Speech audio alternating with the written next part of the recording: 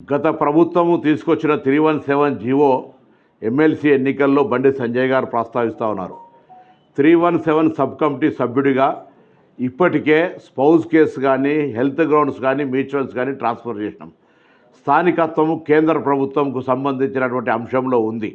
దానికి సంబంధించి రాబోయే శాసనసభ సమావేశాల్లో ఈ అంశాన్ని కేంద్ర ప్రభుత్వానికి నివేదిస్తూ జోనల్ మార్పులకు సంబంధించిన నివేదిక ఇవ్వబోతా ఉన్నాం. నిరుద్యోగులారా, ఇది తప్పకుండా కాంగ్రెస్ పార్టీ ప్రభుత్వం చేసే బాధ్యత. మీకు ఎన్నికలకు ముందు హామీ ఇచ్చినాం 317 సమస్య పరిష్కరిస్తామని. ఈరోజు కూడా మా మీద విశ్వాసం ఉంచండి.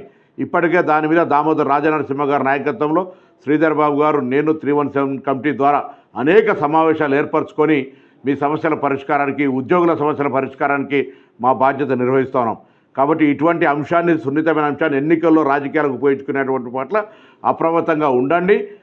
ప్రభుత్వం అధికారంలో ఉన్నాం, మా బాధ్యత తప్పకుండా దీన్ని ఎట్టి పరిస్థితుల్లో మీకు అనుకూలంగా, మీకు సమస్య లేకుండా చేసే బాధ్యత మాది అనే మాట ఈ సందర్భంగా గమనించాలని మీ అందరికీ విజ్ఞప్తి చేస్తూ ఉన్నాను.